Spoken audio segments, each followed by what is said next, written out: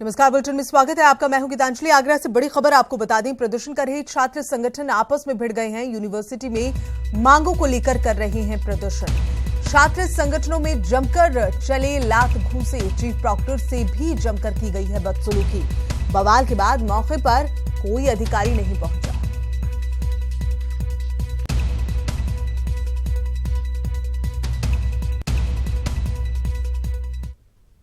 और वहीं योगी सरकार लोकमान्य बाल गंगाधर तिलक के स्वराज घोष की 101वीं जयंती धूमधाम से मना रही है। इस मौके पर योगी सरकार ने तात्या टोपे के अलावा मंगल सिंह, भगत सिंह समेत कई शहीदों के परिजनों को सम्मानित किया।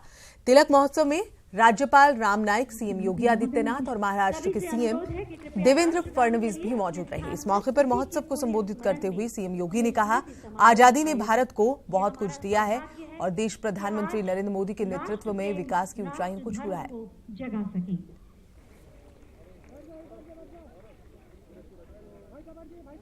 पिंजड़े में कैद एक पक्षी, भले ही उसको आप कितना भी अच्छा खिला दें, लेकिन वह जब तक स्वतंत्र नहीं होती है, जब तक उसका मुक्त आकाश नहीं प्राप्त होता है, तब तक उसका जीवन एक प्रकार से पंगु सा हो जाता है। और हम सब बहक जाते हैं बहुत बार ये कहते हुए कि देश की आजादी ने हमें क्या दिया। ये कह करके हम देश के स्वतंत्रता संग्राम सेनानियों का अपमान करते हैं।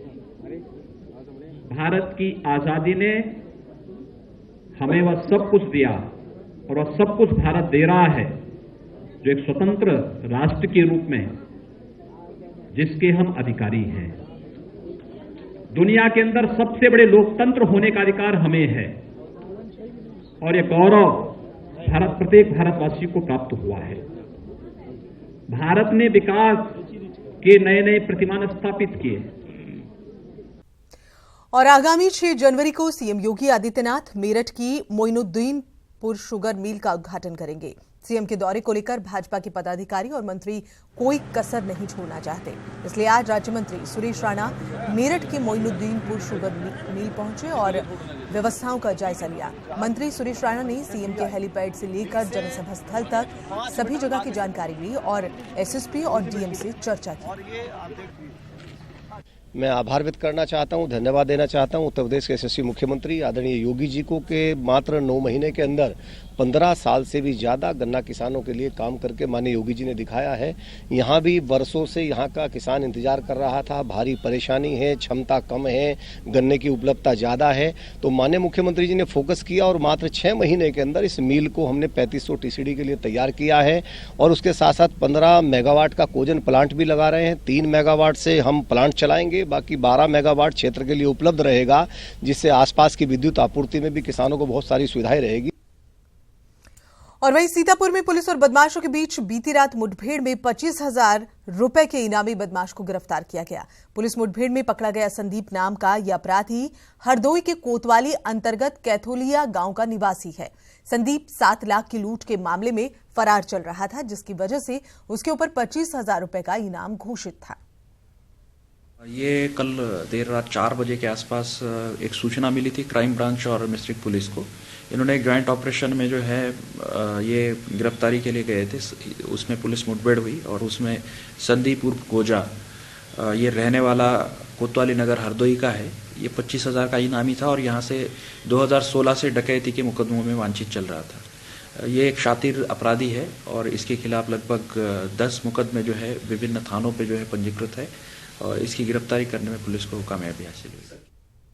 उधर कानपुर के हैलेट अस्पताल में बड़ी दुर्घटना होते होते बच गई, जब एमआरआई मशीन से ऑक्सीजन सिलेंडर चिपक गया। सिलेंडर चिपकने के चलते एमआरआई मशीन ठप हो गई। इस मामले में हैलेट प्रशासन की लापरवाही सामने आ रही है। आपको बता दें कि मरीज के जो परिजन हैं खुद ही मरीज को एमआरआई के लिए सेंटर ले जाते हैं और अब मशीन को ठीक करने के लिए बाहर से इंजीनियर्स को बुलाया गया है। परिसर में बने लाइफलाइन डायग्नोस्टिक सेंटर में उस समय हड़कंप मच गया जब एक मरीज की एमआरआई की जा रही थी और अचानक ही ऑक्सीजन सिलेंडर एमआरआई मशीन से जाकर चिपक गया। आप देख सकते हैं कि किस तरीके से एमआरआई मशीन यहाँ पर स्थित है और वहाँ पर गैस का सिलेंडर जो है वो चिपका हुआ है। एक बड़ा हादसा होते होते बच गया। हालांकि एमआरआई की प्रक्रिया है वो रुक गई है और इसे चालू होने में कुछ समय लग सकता है। हमारे साथ डॉक्टर ए के पांडे जी हैं जो यहाँ का संचालन करते हैं, मैनेजिंग डायरेक्टर हैं यहाँ के। उनसे बात करते हैं। सर, किस तरीके से हादसा हुआ है? पेशेंट लास्ट पेशेंट जब बाहर व्हील आउट किया जा रहा था तो वो पेशेंट क्रिटिकली इल था, उसको स्ट्रेचर पे ले जा रहे थे। उस पेशेंट को ऑक्सीजन भी लगी हुई थी। वो ऑक्सीजन बगल वाले कमरे में हम लोग रखते हैं, वहाँ से पेशेंट का अटेंडेंट सिलेंडर लेके जो है, जब ऑक्सीजन डिस्कनेक्ट हो गई तो वो लेके उसको जो है बाहर आया। नॉर्मली पेशेंट जो भी स्ट्रेचर एंड ऑल दिस है वार्ड बॉय गेट तक लेके आता है, फिर उसके बाद वो बाहर खींचा जाता है। इसमें क्या हुआ कि पेशेंट के अटेंडेंट सिलेंडर लेके मतलब हाथ में सिलेंडर लिए हुए थे, उनको ये एहसास ही नहीं था, वो पेशेंट को अंदर खींचने चले गए। तो ए के पांडे साहब का साफ तौर पर कहना है कि जल्द से जल्द एमआरआई सेंटर को फिर से चालू कर लिया जाएगा और जिसके लिए इंजीनियर्स बाहर से आ रहे हैं। Shyam Tiwari, ETV news, Kanpur. खबर इटावा से आ रही है। सपा नेता शिवपाल सिंह यादव ने संकेत दिए हैं कि अगर सपा में तरजीह न मिली तो आने वाले वक्त में अपने कार्यकर्ताओं के साथ पार्टी छोड़ देंगे।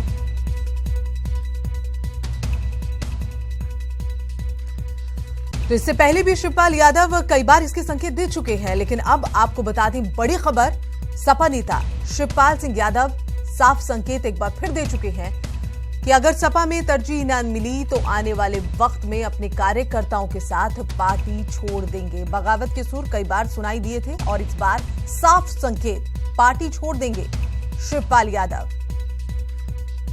तो तरजीह न मिलने से परेशान है और उनका कहना है कि अगर तरजीह नहीं मिलती है तो वो पार्टी को छोड़ देंगे।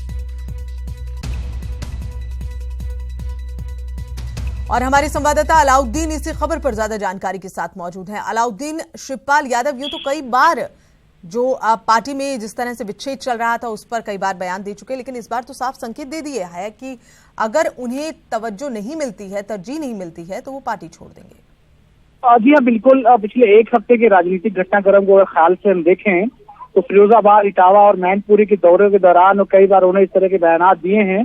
और खासतौर से परसों जब फिरोजाबाद के दौरे के दौरान उनकी खुद की गाड़ी में समाजवादी पार्टी का झंडा नहीं लगा था, उनके पीछे जो फ्लीट थी या उनके जो लोग थे उसमें समाजवादी पार्टी का झंडा नहीं लगा था। ये तमाम बातें इशारा कर रही हैं कि करीब 10 महीने आने को हो गए हैं और ऐसा माना जा रहा था कि मुलायम सिंह यादव के एक तरफा जो है अखिलेश यादव के पक्ष में आने के बाद कम से कम अखिलेश यादव उनको तरजीह देंगे। और इस बात को कहते भी रहे हैं कि शिवपाल जी की अखिलेश ही नेता है, अखिलेश अकेले मुख्यमंत्री हैं। तो एक तमाम नरमी देने के बाद उनको उम्मीद थी कहीं ना कहीं से उनको पार्टी में तवज्जो मिलेगी। और पिछले 2-3 दिनों में जो घटनाक्रम हुए हैं वो इशारतन जो इस तरफ इशारा कर रहे हैं कि चीजें बहुत बेहतर नहीं चल रही हैं। और सियासत में कई बार बातें इशारों से ही समझी जाती हैं, क्योंकि जो बातें होने को होती हैं वो तो फौरन एकाएक होती है, लेकिन उससे पहले का जो पूरा का पूरा मामला होता है वो इशारों में बड़ी बात कही जाता है। तो संकेतों के बाद पार्टी की ओर से कोई प्रतिक्रिया? लेकिन समाजवादी पार्टी की तरफ से भी कोई प्रतिक्रिया इसलिए भी नहीं आई है क्योंकि एयर एंडर का वक्त पूरा चल रहा है। तो समाजवादी पार्टी में भी एक ठंड सा माहौल ही है और फिलहाल कोई पॉलिटिकल समाजवादी पार्टी में अप डाउन नहीं फिलहाल चल रहे हैं। दूसरी बात, क्योंकि ये मामला बहुत बड़ा जो है बड़े स्तर से जुड़ा हुआ है, तो ऐसे में समाजवादी पार्टी का कोई प्रवक्ता इस पूरे मसले में बोलने से बच रहा है। वो जानता है अगर मैं इस मसले में बोलूंगा तो उसके ही पर कसर दिए जाएंगे। तो ऐसे में आला कमान के माने ये हुए कि जब तक अखिलेश यादव इस मुद्दे पर अपनी कोई राय नहीं रखेंगे, पार्टी के सेकंड लाइन के जो नेता है कुछ भी बोलने से बचेंगे, क्योंकि ये घर का मामला है। तो घर के मामले में समाजवादी पार्टी के प्रवक्ता हैं या सीनियर लीडरान हैं, मुझे नहीं लगता कि वो तब तक प्रतिक्रिया नहीं देंगे जब तक अखिलेश यादव की तरफ से कोई प्रतिक्रिया आएगी। हालांकि अखिलेश यादव कई बार प्रेस कॉन्फ्रेंस के दौरान कह चुके हैं कि वो महीना जा चुका है, यानी माफी वाला वो महीना जा चुका है जिसमें मैंने वादा किया था कि चीजें बदलेंगी। तो ऐसे में उनकी तरफ से ही नकारात्मक अभी तक एक जो है माहौल है और शायद इसीलिए लेकिन ये माहौल जो है बहुत ज्यादा सकारात्मक अब शिवपाल यादव के बयान के बाद लग नहीं रहा है अलाउद्दीन, क्योंकि ये साफ तौर पर संकेत हैं बगावत के। शिवपाल यादव संकेत दे चुके हैं अगर तवज्जो तरजीह नहीं मिलती है पार्टी में तो फिर अपने कार्यकर्ताओं के साथ वो पार्टी छोड़ देंगे। बहुत बहुत शुक्रिया अलाउद्दीन इस पूरी जानकारी के लिए।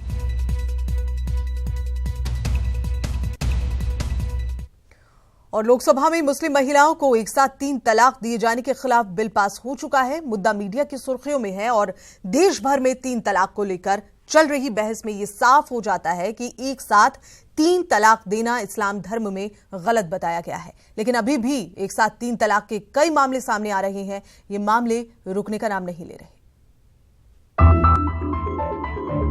रामपुर के थाना अजीम नगर के खेड़ा टांडा गांव के काशिफ नाम के निवासी से आयशा ने 2 साल पहले लव मैरिज की थी। शादी के समय दोनों ही गरीब थे, लेकिन शादी के बाद काशिफ दिल्ली में बिरयानी का ठेला लगाने लगा। उसका कारोबार चल पड़ा। जैसे जैसे उसकी आय बढ़ी, उसकी मांग भी बढ़ने लगी और अपनी पत्नी आयशा को गरीबी के ताने मारने लगा।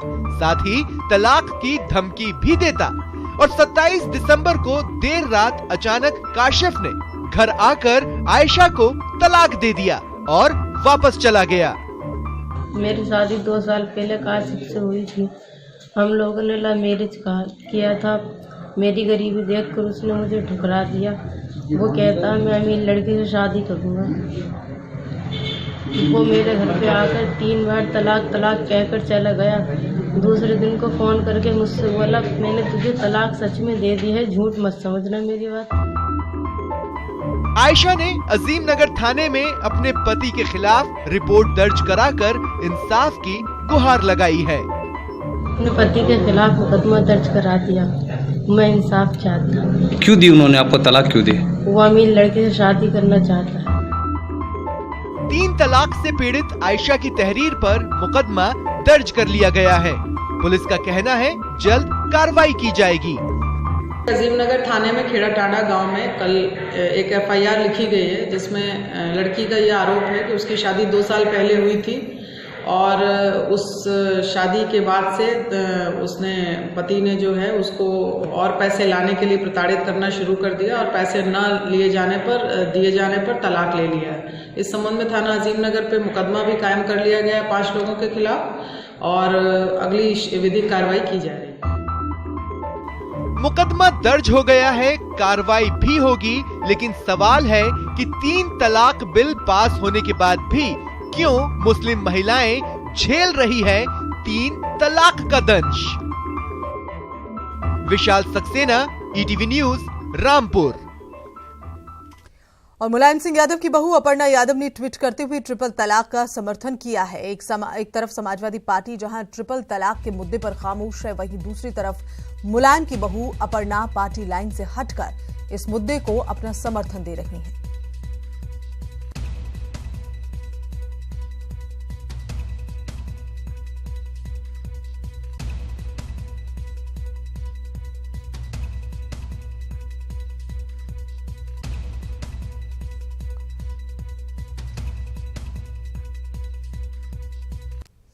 और CBFC ने फिल्म पद्मावती को क्लियर कर दिया है। सेंसर बोर्ड ने फिल्म को यूए सर्टिफिकेट के साथ पास करते हुए फिल्म का नाम पद्मावती से पद्मावत करने का सुझाव दिया। फिल्म से पहले एक प्लेट फिल्म के मालिक मोहम्मद जायसी की कविता पद्मावत पर फिल्म के आधारित होने की रखनी होगी। साथ ही फिल्म काल्पनिक है, ये भी बताना होगा।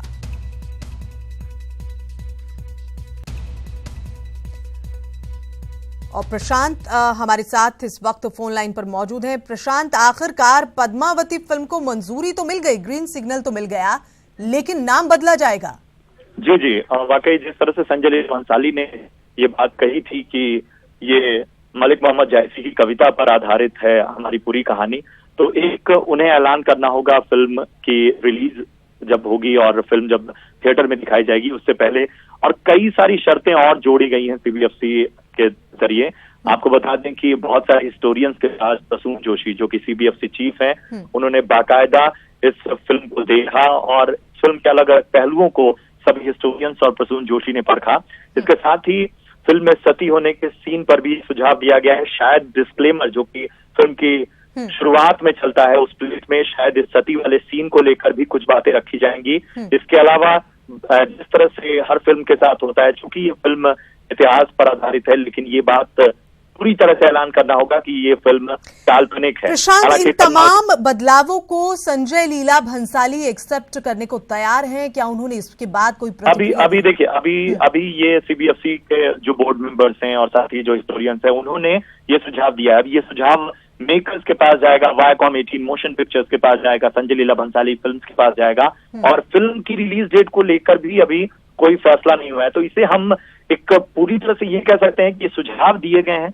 अब इन सुझावों को बाकी जो पक्ष हैं वो किस तरह से लेते हैं, राजपूत समाज है या बाकी लोग इसे कैसे लेते हैं, सेंसर बोर्ड क्या इन सुझावों के साथ कुछ और भी चीजें हैं। हालांकि अभी पूरा फैसला आना बाकी है, पूरी ब्रीफिंग जो है वो आनी बाकी है। इसके बाद संजय लीला भंसाली इस पर क्या अपना पक्ष रखते हैं, या वायाकॉम 18 मोशन पिक्चर्स इसको किस तरह से देखता है। और प्रशांत, कई पड़ावों से छनकर ये फिल्म जब पहुंचेगी बड़े पर्दे पर, उसके बाद दर्शकों को क्या मिलेगा देखने को? क्योंकि जो उम्मीद लगाए बैठे थे पद्मावती, पहली बात तो नाम से ही जो एक अट्रैक्शन बना हुआ था लोगों का, और उसके बाद इससे जुड़े विवाद, इन तमाम बातों को देखते हुए, अलग अलग पड़ाव करते हुए जब ये फिल्म पूरी तरह छन जाएगी, उसके बाद क्या दर्शकों का उतना रिस्पॉन्स मिलेगा जितना पहले उम्मीद जताई जा रही थी? फिल्म देखिए, फिल्म पद्मावती के साथ यही बात रही है कि विवादों का उसे पूरा फायदा मिला है। फिल्म की अभी भी, फिल्म जब से रिलीज इसकी टली है, फिल्म बैन हुई जब से, उसके बावजूद फिल्म की मार्केट में कोई कमी नहीं आई है। ट्विटर या सोशल मीडिया पे आज भी इस फिल्म को ट्रेंड होते देखा जा सकता है। और जब ये ऐलान हुआ है, फिल्म का फायदा बहुत ज्यादा मिलने वाला है, क्योंकि इस फिल्म की रिलीज का इंतजार सभी को था। क्योंकि ये रिलीज टल गई तो फिल्म की मार्केट पर कोई बहुत ज्यादा असर नहीं पड़ेगा, लेकिन हाँ, फिल्म का कंटेंट लोगों को कितना मुतासिर करता है, कितना ज्यादा प्रभावित करता है, ये फिल्म की रिलीज के बाद पता चलेगा। जाहिर सी बात है प्रशांत, अब देखना ये होगा कि इतने सारे बदलाव को किस तरह से एक्सेप्ट किया जाता है। और संजय लीला भंसाली, जो कि अभी तक इन्होंने इस पर कोई प्रतिक्रिया नहीं दी है, क्योंकि अभी कई पड़ाव बाकी हैं फिल्म को पर्दे तक पहुंचने में। बहरहाल बहुत बहुत शुक्रिया इस पूरी जानकारी के लिए। योगी सरकार आज लोकमान्य तिलक जयंती मना रही है, जहां शहीदों के परिवार को सीएम योगी ने सम्मानित किया। इस कार्यक्रम में सीएम के अलावा राज्यपाल राम नाईक और महाराष्ट्र के सीएम देवेंद्र फडणवीस भी मौजूद थे। सीएम योगी ने ट्वीट कर पीडब्ल्यूडी के अधिकारियों को चेतावनी दी। ट्वीट में उन्होंने साफ लिखा कि सड़क को बनाने में किसी तरह की लापरवाही बर्दाश्त नहीं की जाएगी। पीडब्ल्यूडी विभाग डिप्टी सीएम केशव प्रसाद मौर्य के अधीन है। वहीं सीएम योगी की सुरक्षा में बड़ी चूक का मामला सामने आया, जहां एक युवक सीएम योगी की फ्लीट के आगे कूद गया। पुलिस ने आरोपी युवक को गिरफ्तार किया। देश भर में 3 तलाक के मसले पर लोकसभा में विधेयक पारित होने पर लोगों में खुशी का माहौल। गोरखपुर में भी ऐतिहासिक बिल के पारित होने पर भाजपा अल्पसंख्यक मोर्चे के कार्यकर्ता ने जश्न मनाया। अयोध्या में इकबाल अंसारी ने 3 तलाक कानून पर विरोध जताते हुए केंद्र सरकार पर हमला बोला। उन्होंने कहा केंद्र सरकार तलाक के मामले पर राजनीति कर रही है। वहीं मुलायम सिंह यादव की बहू अपर्णा यादव ने ट्वीट कर ट्रिपल तलाक का समर्थन किया, जहां एक और सपा इस मामले पर खामोश है। वहीं अपर्णा ने ट्वीट कर खुलकर इसका समर्थन किया। मुरादाबाद में सीएमओ ऑफिस में मौजूद गाड़ियों के पेट्रोल डीजल का बिल 10 लाख तक पहुंच गया, लेकिन बकाया राशि न मिलने की वजह से पेट्रोल पंप के मालिक ने तेल देने से इनकार कर दिया। तेल न मिलने की वजह से ये गाड़ियां पिछले कुछ दिन से बंद हैं। उन्नाव में एनजीटी के सख्त तेवर के चलते 100 फैक्ट्रियों को 1 महीने के लिए बंद कर दिया गया। फैसला गंगा स्नान के त्योहारों को देखते हुए लिया गया, ताकि श्रद्धालुओं को साफ पानी मुहैया किया जा सके। 31 दिसंबर को डीजीपी सुलखान सिंह का सेवा विस्तार पूरा होने जा रहा है। ऐसे में अब बड़ा सवाल कि सुलखान सिंह के बाद योगी सरकार अगला डीजीपी किस अधिकारी को बनाएगी। बिजनौर के धामपुर में एक सरकारी आवास को लेकर 2 विभाग आमने सामने आ गए। इस मुद्दे को लेकर कलेक्ट्रेट कर्मचारी संघ ने डीएम ऑफिस के सामने आपूर्ति धरना दिया। इलाहाबाद में कुंभ मेले को लेकर बनाए जा रहे 4 फ्लाईओवर लोगों के लिए मुश्किलों का सबब बन गए हैं। इसकी वजह से लंबा ट्रैफिक जैम रहता है। ऑफिस जाने और आने के वक्त हालात खराब हैं। अलीगढ़ में इंजीनियरिंग के छात्र को जबरन गाड़ी में अगवा किए जाने का मामला सामने आया। एग्जाम देने आए छात्र को 5 से 6 लोग खुलेआम कॉलेज के बाहर से पकड़कर अपने साथ ले गए। पुलिस फिलहाल मामले की तफ्तीश में जुटी है। सहारनपुर में पुलिस को 2 अलग अलग मुठभेड़ में 3 शातिर अपराधियों को पकड़ने में कामयाबी हासिल हुई। 3 में से 2 बदमाशों को गोली लगी है। साथ ही पुलिस का एक जवान भी घायल है। इन्हें इलाज के लिए अस्पताल में भर्ती कराया गया। अमरोहा में भी पुलिस और बदमाशों के बीच मुठभेड़ हुई, जिसमें पुलिस ने 12,000 के इनामी बदमाश इकबाल को गिरफ्तार किया है। एनकाउंटर के दौरान पुलिस का एक जवान जख्मी हुआ है। इसके इलाज के लिए अस्पताल में भर्ती कराया गया है।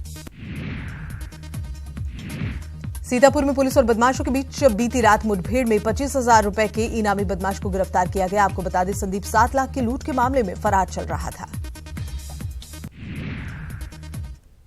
तो अभी आप देख रहे थे 5 मिनट में 25 बड़ी खबरें। बुलेटिन में आप बात पॉजिटिव इंडिया की प्रतापगढ़ के जिलाधिकारी शंभू कुमार ने कहा 2017 उनके लिए पॉजिटिव और शांतिपूर्ण रहा।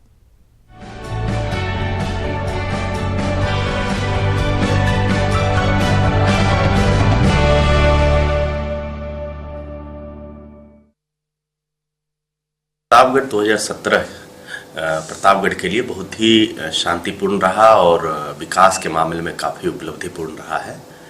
प्रतापगढ़ में प्रधानमंत्री आवास योजना के तहत यहाँ पे करीब 30,000 आवासहीन परिवारों को आवास की सुविधा उपलब्ध कराई जा रही है।